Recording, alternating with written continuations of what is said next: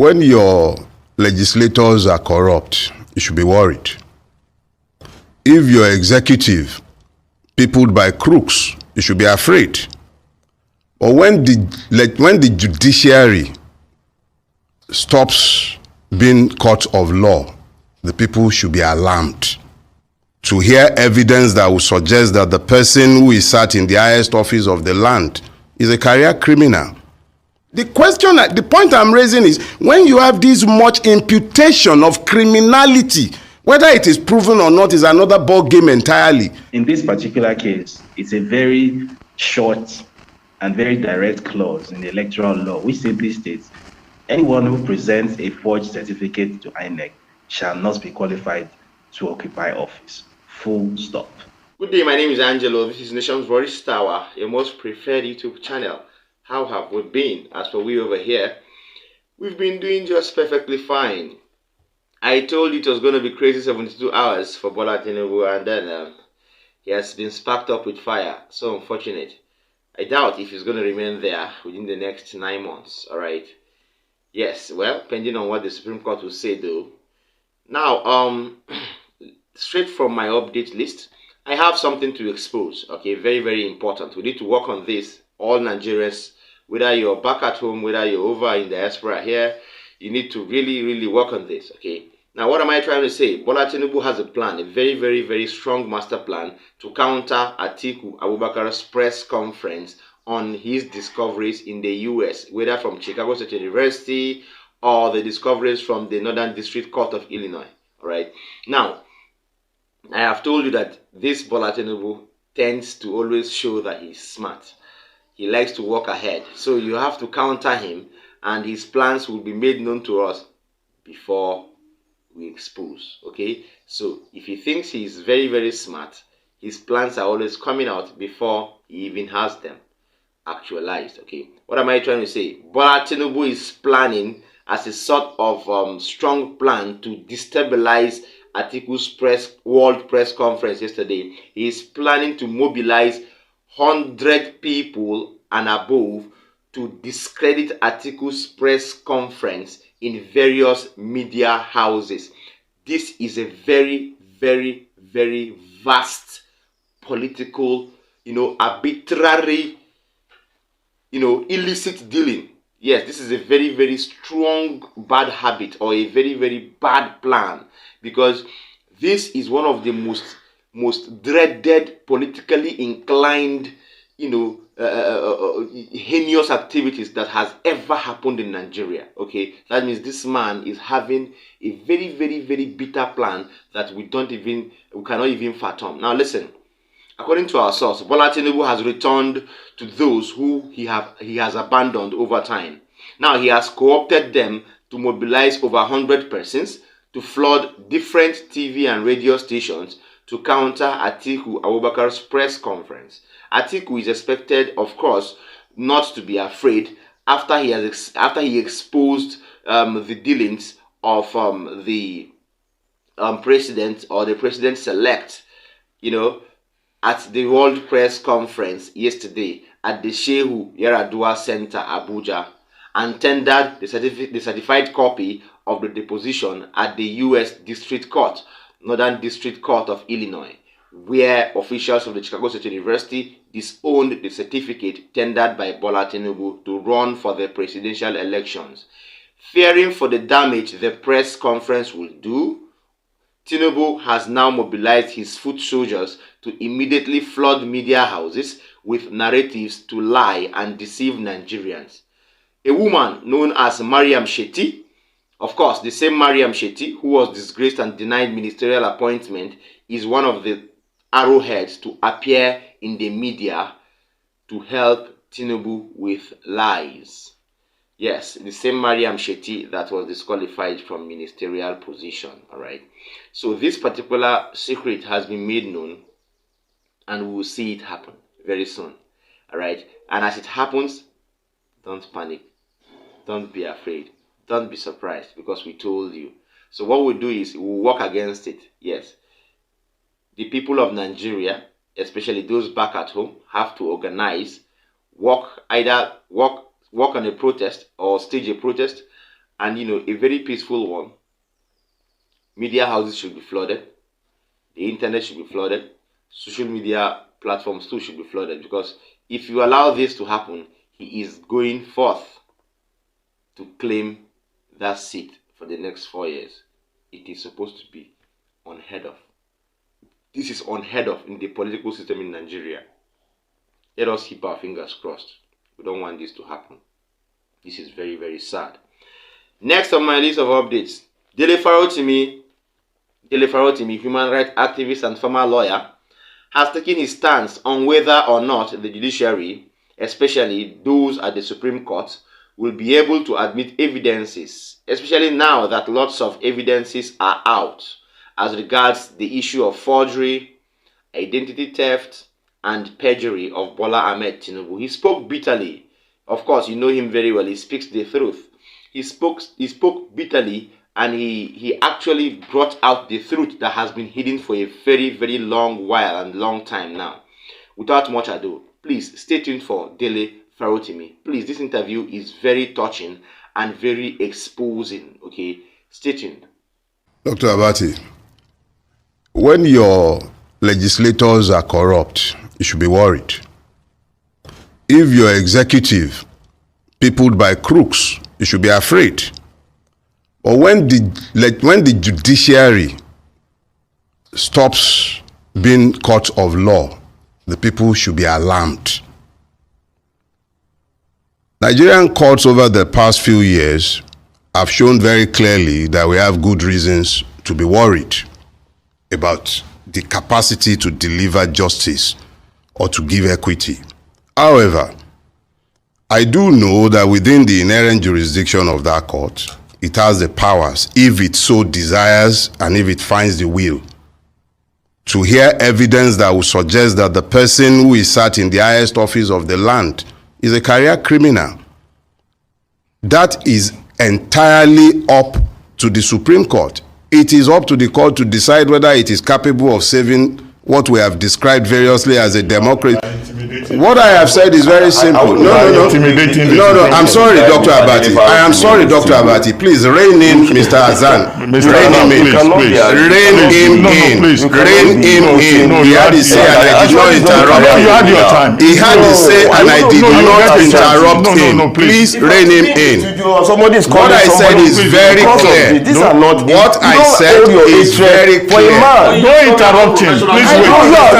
You are very biased. Okay. In your own opinion. Okay. You made up your mind. Okay, please. As an unbiased arbiter, you are a judge. Keep The judge don't descend in your arena. You can't take over the show, Mr. No, to me, on that, I believe that because of issues. Let us talk about law. Please, I beg you. It's the law that we are talking about. It's the lawyer. Addressing the judiciary. This is the issue. The judges address them. Okay, but we lawyers cannot continue to desecrate the judiciary. Allow him. The judiciary are there to be there as unbiased arbiter. If you love to be part of the articulate media lawyer, go and join them. We are not in a position of fight before the court. You don't come to the media and presume judgment. And I won't accept it. I won't accept it. You've taken over the show. No, we are here to inform the public. Not you, but the public. Hold on. We are not in a position to charge you for contempt, but this is becoming contemptuous. My words are not ambiguous. Mr. Farotimi, I was speaking with you specifically, Dr. Abati, over a year ago. I was away in America when you asked me specifically about the appointment of the current CJ, and he was appointed in an acting capacity at the time. And my opinion are on paper. They are clear, they are not ambiguous. I have zero trust in the capacity of the CJN to deliver justice. That is not political. That is something I had said long before there was a Peter Obi. So there is nothing political about that. There is nothing personal about that. This is all about Nigeria. It is about the country we want to leave behind for posterity, for our children. What values are we building that country with? Is it a country where nothing matters any longer once the person can snatch it, grab it? If you speak against that, you must hate the person. Is that the kind of country we have become? It is up to the judiciary to decide whether he wishes to do justice or whether he wants to continue wearing blinkers and pretending that it is a court of law when justice is vacant completely in his court. This is not about legalese. It is about building a society based on morality, equity, justice, and even law. If we're now faced with a situation where in our courts, the law does not matter anymore. You have a Lawan in the Senate, even you have an Akpabio, and then you are asking me if I have confidence in the capacity of that judiciary to do justice. I am telling you straight up, no. If anybody does not like that, it is up to them. The point I'm raising is, when you have this much imputation of criminality, whether it is proven or not is another ball game entirely. It is not even seemly.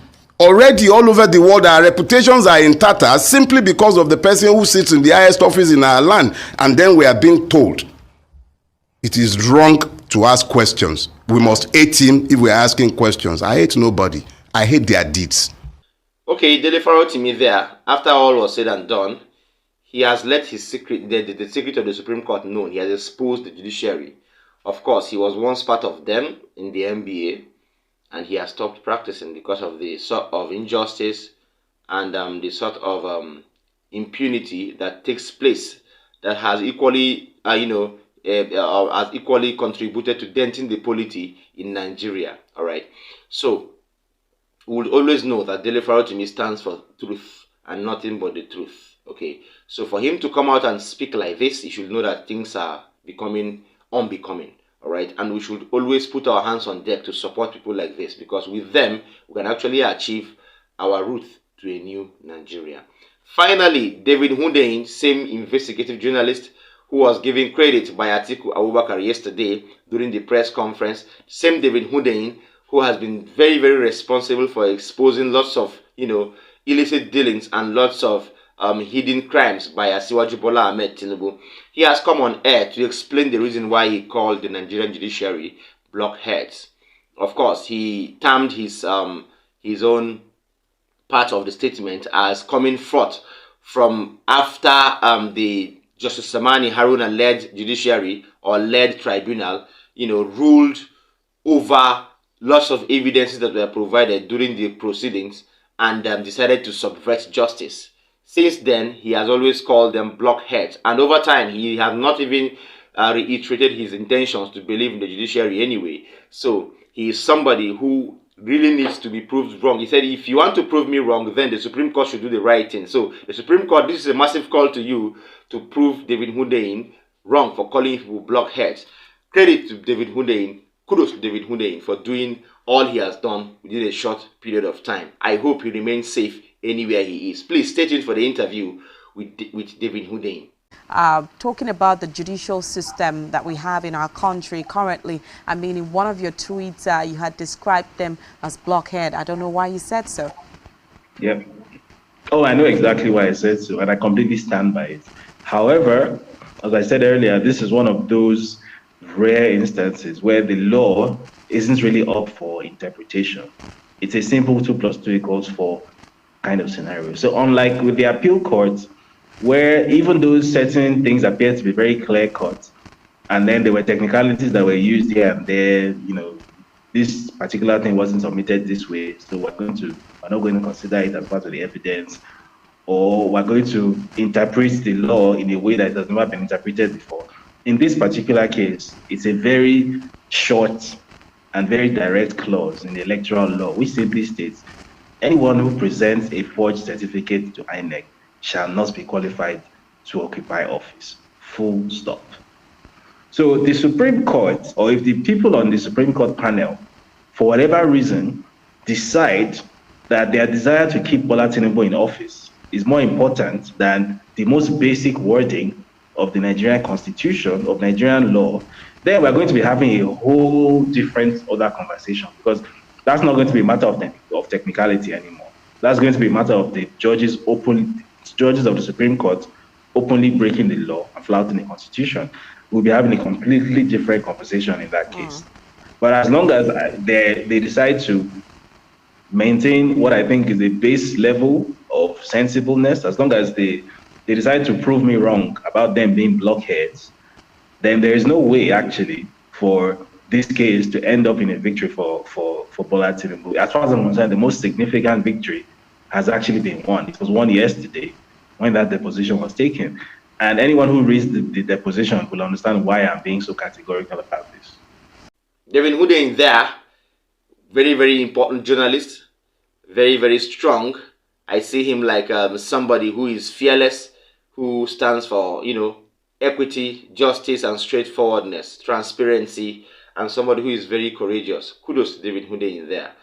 We will always call the judiciary blockheads, yes, until they prove us wrong at the Supreme Court. And if they don't, they will remain blockheads, and they will remain people who are actually considered as non-entities in this great nation of ours. Thank you so much for staying with us. Before I call it quits, I would love to urge you, of course, do the needful, like our videos, share them. Please drop a comment for us in the comment section. You're doing well. I would like you to do more. And then watch till the end, because it's very, very important. You get the last, even you get the updates even up to the last update. And then if you're watching me for the first time, tap the subscribe button, as well as the notification bell, so that you will always, you know, get my information first hand anytime I drop them. From my table, I'm saying, see you next time. Bye.